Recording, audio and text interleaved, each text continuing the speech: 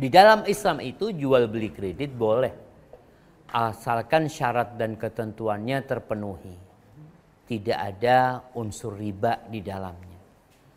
Rasulullah Shallallahu Alaihi Wasallam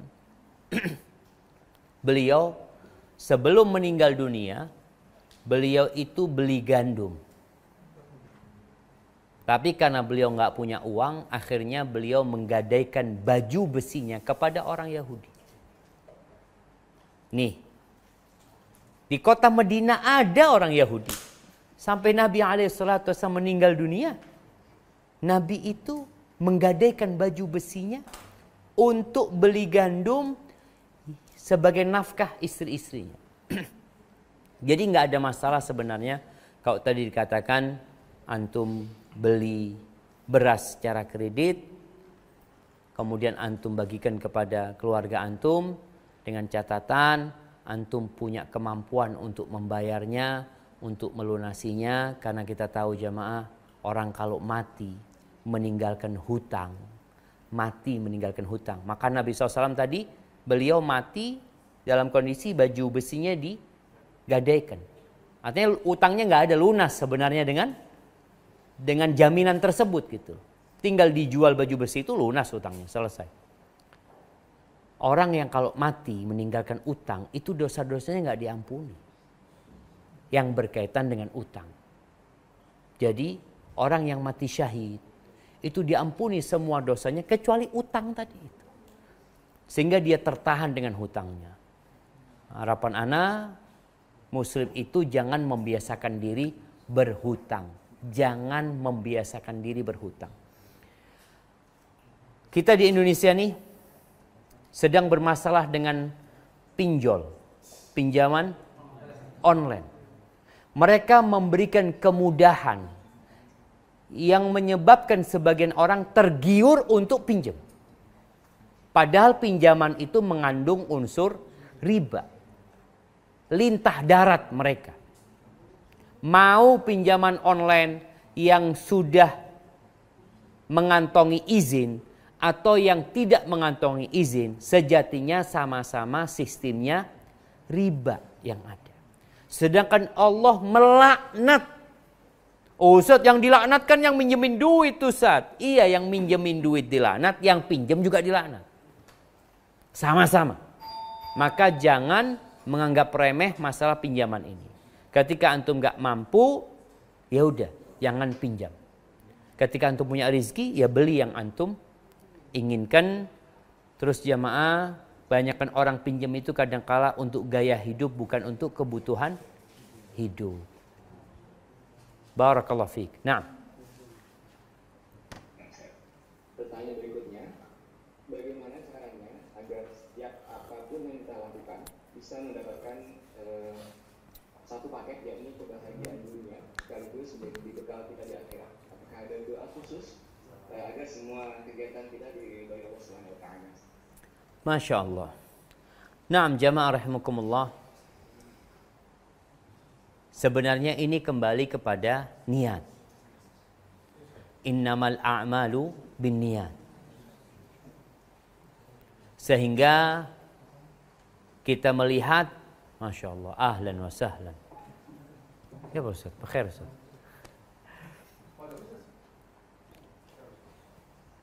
Sehingga orang itu tidurnya bisa bernilai ibadah.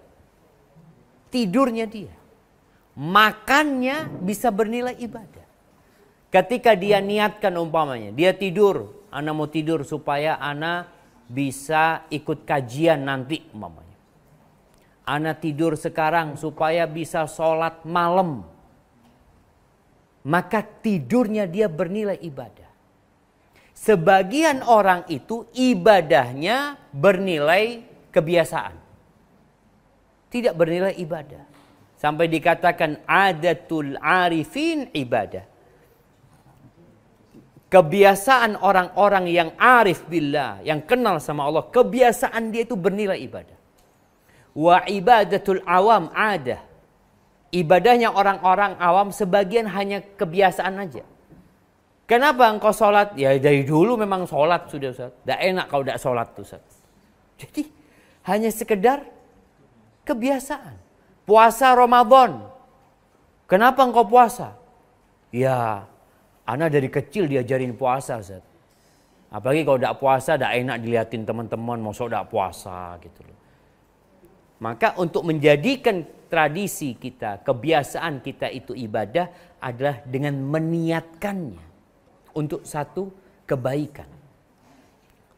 Kemudian tatkala kita beribadah itu sendiri, kita dapat menjadikan satu ibadah bernilai pahala yang besar sekali.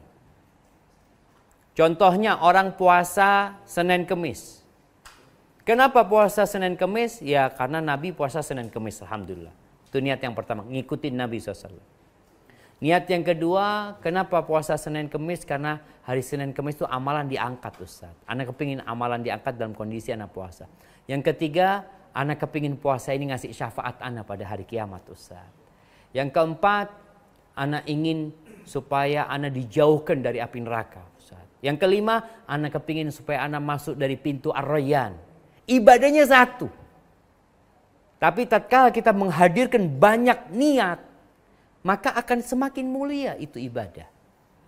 Tapi kadangkala orang ya puasa. Kenapa antum puasa? Ya Ustaz, anak mau nikah belum kuat jadi puasa. Ya cuma sekedar niatnya itu aja. Padahal bisa menjadi ibadah yang bernilai pahala besar. Barakallahu fiik. Nah.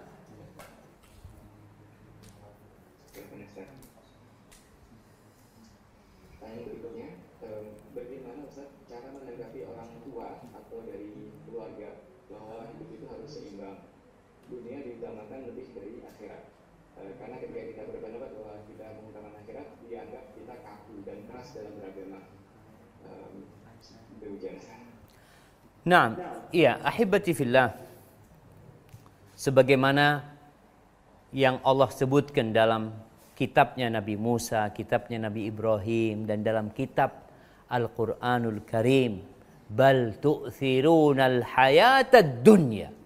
Allah katakan, kalian benar-benar lebih mementingkan kehidupan dunia. Wal akhiratu khairu wa abqa.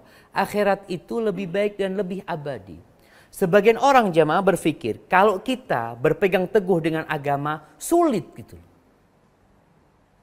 Sulit mau bergerak. Ini haram. Itu haram. Jadi banyak sekali aturan. Padahal sejatinya, semua aturan yang dibuat untuk mencari dunia, itu adalah aturan yang penuh dengan kasih sayang. Contohnya, kenapa dalam Islam nggak boleh riba? Kenapa nggak boleh riba? Yang sebagian orang berpikir, oh kalau nggak riba nggak bisa punya rumah. Kalau nggak riba nggak bisa punya motor. Kalau nggak riba nggak bisa punya mobil. Emangnya orang-orang dulu itu, nenek moyang kita sebelum ada bank, sebelum ada apa, mereka bisa punya tanah yang luas, punya rumah. Emangnya pakai riba? Tidak. Sistem riba ini yang merusak kehidupan sebenarnya. Ya kita lihat sampai ada ya yang bunuh diri gara-gara utang riba. Karena utangnya dari 100.000 berlipat-lipat ganda. Jadi bagaimana sekarang menghadapi orang tua yang tadi beranggapan kalau kita ambisinya akhirat jadi kaku? Enggak. Kita enggak jadi kaku. Kita jadinya lurus. Tugas kita ketika berbicara sama orang tua adalah dengan adab dan etika. Sampaikan kepada orang tua, iya aku akan mencari dunia. Dalam rangka membahagiakan orang tua. Kan fisabilillah tadi. Berbakti kepada orang tua, niatnya bekerja untuk membahagiakan orang tua. Tapi jangan sampai membuat Allah murka. Jadi antum silahkan bekerja. Kadang-kadang sebagian teman-teman ini setelah ngaji, kerjanya itu males. Nanti pengajian, ada taklim. Ya taklim silahkan hadir. Tapi ketika waktunya bekerja, engkau bekerja. Oleh karena itu Allah Azza wa Jal Di dalam Al-Quranul Karim ketika berbincang tentang siapa yang pantas untuk dipekerjakan. Inna khaira man ista'jarta al-qawiyul amin. Sebaik-baiknya orang yang kau jadikan pegawai, yang engkau jadikan pekerja, itu adalah yang kuat, yang punya ilmu, yang dia itu ahli di bidangnya, al-amin, yang amanah ketika dia bekerja. Seperti itu Islam mengajarkan. Dan Nabi SAW mengatakan, innallaha yuhibbu idza amila ahadukum amalan ayyutqinahu. Allah tuh cinta kalau sebagian di antara kalian atau kalau orang bekerja di antara kalian itu menyempurnakan pekerjaannya. Jadi antum silahkan bekerja yang profesional, kumpulkan harta, tapi ingat jangan sampai melanggar aturan syariat. Niatnya tetap buat akhirat. Jadi bukan berarti ketika antum mencari akhirat, antum akhirnya di masjid doang. Ngaji toh sama bapaknya, le, gak kerja le. Akhirat, ayah. Tidak kerja akhirat. Bekerja pun untuk akhirat. Para sahabat Nabi bekerja radhiyallahu taala anhum. Sebagian menjadi pengembala kambing, sebagian menjadi kuli angkut mereka, sebagian menjadi pekerja di sawah, sebagian mengumpulkan, subhanallah, mengumpulkan kayu bakar untuk dijual ke pasar. Jadi tidak bertentangan sebenarnya berkaitan dunia dan akhirat. Cuma yang kita bicarakan niatnya, ambisinya adalah untuk akhirat kita. Cari dunia ini untuk akhirat kita sehingga kita tidak melanggar. Kalau tadi katakan orang tua, engkau kalau cari akhirat kaku. Enggak ayah, insya Allah. Aku tetap akan bekerja keras. Tiap pagi jangan lupa baca doa. Allahumma inni as'aluka ilman nafi'an wa rizqan thayyiban wa amalan mutaqabbalan. Barakallahu fiik. Nah. Yang berikutnya, Ustaz, saya punya dua pilihan yang berat. Saya sangat mencintai ibu saya dan percaya bahwa ibu saya adalah jalan menuju surga. Yang pertama, saya tetap berada dekat dengan ibu, tapi sayangnya penghasilan saya belum cukup untuk memenuhi kebutuhan saya sendiri maupun memberi ke ibu. Yang kedua adalah saya keluar kota atau keluar negeri untuk bekerja selama beberapa tahun untuk mengumpulkan modal, kemudian bisa dekat dan menjaga atau merawat ibu. Mohon masukannya, Ustaz. Masya Allah, barakallahu fiik. Ya ahibati fillah. Kalau bicara ada dua pilihan tadi. Tinggal bersama ibu tapi penghasilannya sedikit. Atau keluar negeri, merantau, penghasilannya lebih banyak tapi jauh dari ibu. Maka ketahuilah bahwasanya pintu rizki itu banyak. Bukan hanya bekerja dan berusaha. Kita diperintahkan untuk bekerja. Naam. Bagaimana selesai sholat Jumat, Allah mengatakan فَإِذَا قُضِيَتِ الصَّلَاةِ فَانْتَشِرُوا فِي الْأَرْضِ وَابْتَغُوا مِنْ فَضْلِ اللَّهِ. Selesai sholat, kalian silakan bertebaran di muka bumi ini untuk mencari karunia Allah Azza wa Jalla, mencari rizki. Tapi di antara pintu rizki itu adalah dengan memperbanyak istighfar. Ini yang perlu antum tempuh. Antum katakan kepada Allah Azza wa Jalla, ya Allah, aku gak kepingin jauh dari orang tua. Tapi aku juga ingin punya penghasilan yang banyak di sini, ya Allah. Maka perbanyak istighfar kepada Allah Azza wa Jalla.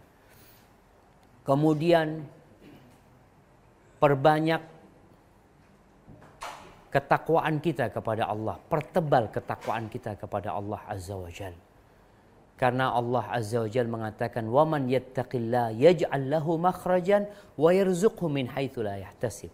Barang siapa bertakwa kepada Allah, Allah akan kasih solusi. Antum punya masalah sekarang. Antum kepingin membahagiakan orang tua, tapi penghasilan antum sedikit. Antum bertakwa kepada Allah. Dan Allah akan kasih rezeki dari arah yang tidak disangka-sangka. Sebagian kita itu selalu berpikir, anak kalau di sini nggak bisa berkembang. Anak harus ke luar negeri. Anak harus merantau. Sedangkan antum punya ibu.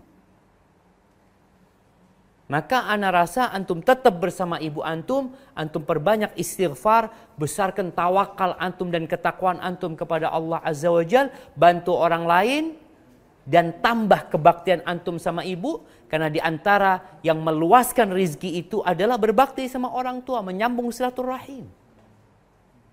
Kecuali ibu antum mengizinkan.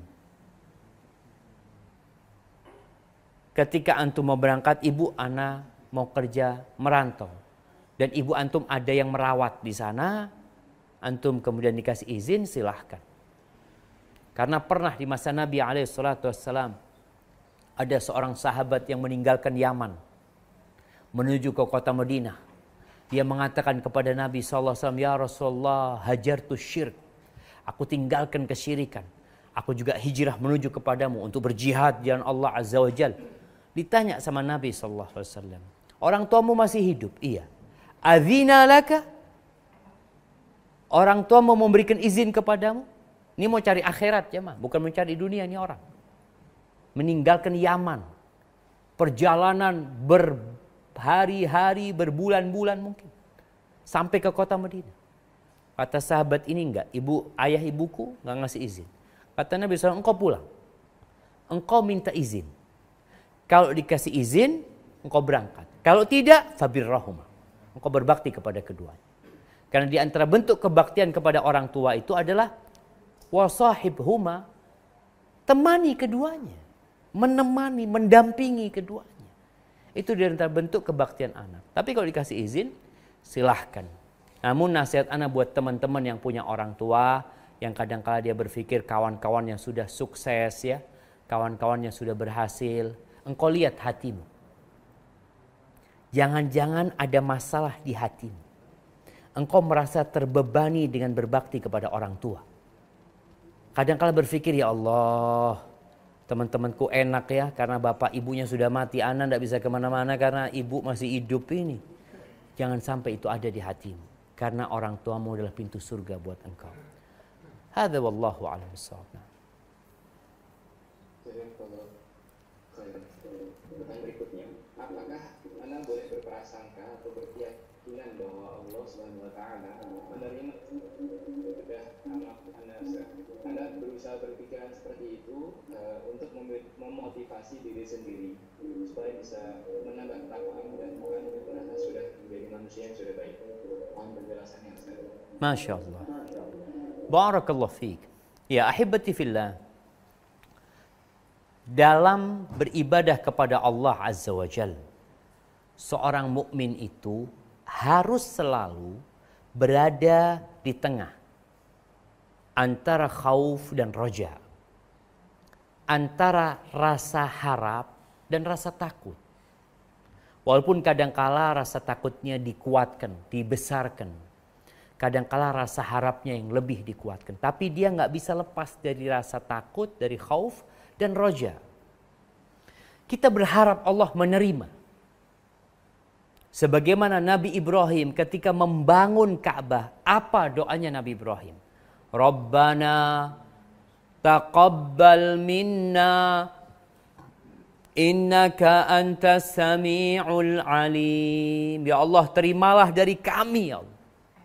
Ungkapan ini berisi harapan dan rasa takut. Takut nggak diterima. Makanya minta diterima sama Allah Azza wa Jalla. Dan orang-orang beriman itu, yang kata Allah Azza wa Jalla, walladzina yu'tuna ma ataw wa qulubuhum wajilah annahum ila rabbihim raji'un. Mereka adalah orang-orang yang terus berbuat, terus memberikan apa yang bisa mereka berikan dalam kondisi hati mereka takut. Aisyah mengatakan, ya Rasulullah, yang dimaksud dengan ayat ini, apakah seorang yang mencuri, seorang yang berzina, minum khamar, takut dia diazab sama Allah? Apa kata Nabi SAW? La yabnat as-siddiq. Bukan. Wahai putri as-siddiq. Bukan. Walakinahu rajul yusalli wa yasum wa yatasaddaq. Tapi yang dimaksud dengan ayat ini adalah orang yang sholat, orang yang mengerjakan puasa, orang yang bersedekah, wa yakhaf an la yutaqabbal minhum. Dia takut nggak diterima sama Allah Azza wa Jalla. Jadi kita berbaik sangka sama Allah. Ketika beribadah, kita berbaik sangka sama Allah. Allah itu syakur. Nama Allah itu syakur. Yang memberikan balasan yang besar atas amalan yang sedikit. Allah itu Ghafur, yang maha pengampun. Afu, yang maha pemaaf, maha segalanya Allah Jalla Jalaluh. Tapi yang jadi masalah, kitanya yang banyak dosa. Kitanya yang ibadahnya kurang sempurna. Sehingga kita lihat, selesai sholat, kita baca apa? Astaghfirullah, astaghfirullah, astaghfirullah. Terus rasa takut itu ada. Jadi kita berbaik sangka sama Allah, berburuk sangka sama diri kita sendiri. Kemudian kalau kita lihat, orang-orang yang sholat di malam hari. Ketika Allah menyebutkan penghuni surga itu, kondisi mereka tatkala hidup di dunia. Apa kata Allah? Kanu qalilan minal laili ma yahja'un. Mereka sedikit tidurnya di malam hari. Beribadah mereka, sholat. Wabil ashari hum yastaghfirun. Di waktu sahur, mereka istighfar. Setelah sholat malam, bukan ujub yang ada di hati mereka. Tapi perasaan takut tidak diterima sama Allah. Perasaan ya ada yang gak sempurna dalam ibadahnya yang menyebabkan mereka terus istighfar. Oleh karena itu Nabi kita Muhammad alaihissalam di akhir hayatnya disuruh apa sama Allah Azza wa Jalla? Idza jaa nasrullahi wal fath wa ra'aitan nas yadkhuluna fi dinillahi afwaja fasabbih bihamdi rabbika wastaghfir innahu kana tawwaba. Di akhir hayatnya setelah bertahun-tahun penuh dengan perjuangan dan pengorbanan, Allah perintahkan kepada Nabi SAW, fasabbih bihamdi rabbika. Hendaklah engkau bertasbih, menyucikan Allah, memuji Allah Azza wa Jal, wastaghfir, disuruh istighfar. Nabi disuruh istighfar. Kata Aisyah radhiyallahu taala anha, sejak turunnya ayat ini, Nabi kalau ruku dan sujud itu sering membaca subhanakallahumma wa bihamdika Allahumma ighfir. Terus beliau minta ampun. Jadi kita berbaik sangka sama Allah, tapi kita perlu berburuk sangka sama diri kita sendiri. Hadza wallahu a'lam. Berikutnya pertanyaan terakhir, Ustaz. Saat ini kita sedang berjuang untuk bisa survive di masa pandemi, sehingga apapun proyek atau pekerjaan yang diterima, sehingga apapun proyeknya kita terima, yang penting halal dan sesuai dengan kompetensi kita. Namun bila mendapat pekerjaan atau proyek untuk membangun atau renovasi pelan konvensional atau rumah ibadah non-muslim, bagaimana sebaiknya, Ustaz? Apakah kita tolak, sedangkan kita sedang berjuang gitu untuk bisa survive? Masya Allah. Subhanallah jamaah. Iya. Kadangkala ujian itu datang tatkala kita sangat membutuhkan uang itu. Allah Azza wa Jalla mengatakan wa ta'awanu 'alal birri wat taqwa wa la ta'awanu 'alal itsmi wal 'udwan. Kata Allah, hendaklah kalian saling tolong-menolong dalam kebaikan dan ketakwaan, dan tidak saling tolong-menolong dalam keburukan, dalam dosa, dan dalam permusuhan.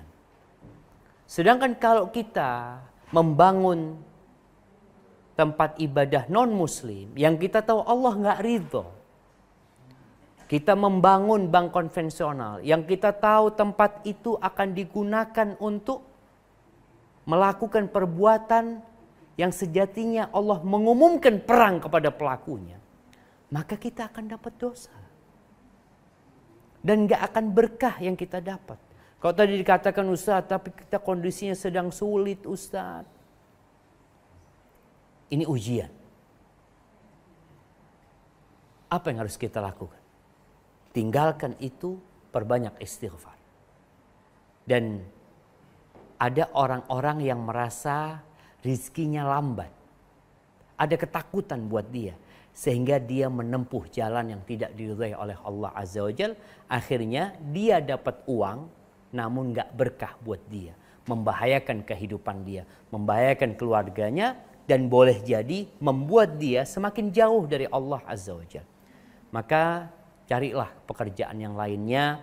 Dan barang siapa, kata Nabi SAW, man taraka syai'an lillah, barang siapa meninggalkan sesuatu karena Allah, awwadahullah khairan minhu, Allah akan kasih ganti yang lebih baik. Tapi niatnya lillahi ta'ala. Ada cerita kawan subhanallah ya. Ketika dia sudah bertobat, dia sudah nggak mau lagi main suap ya, nggak mau lagi korupsi macam-macam. Dia pernah dapat proyek kata dia. Proyek itu Ustaz nilainya 100 M. Proyek bikin pipa gas di mana? Di Sumatera sana. Kemudian dia kirim orang ke Jakarta, ketemu sama dirutnya, ditanya, saya dikasih berapa? Dia mengatakan, ya enggak, kita mau yang lurus-lurus lagi, kita enggak kayak dulu lagi, kata dia. Kata dirutnya, ya mana mungkin, kata dia. Ya udah, sudah. Akhirnya dia pulang. Ya sudah, dia karena lillahi ta'ala. Besoknya ditelepon. Dikatakan proyek ini buat engkau. Subhanallah. Kadangkala kita ini kurang yakin sama Allah Azza wa Jalla. Kita akan berpikir, ya Allah, kalau kita nggak bayar nggak bisa dapat Pak Ustaz ini. Innallaha huwar razzaq dzul quwwatil matin. Allah itu yang maha memberikan rezeki. Dia maha perkasa, dia maha kuat. Apakah kita nggak yakin sama Allah Azza wa Jalla?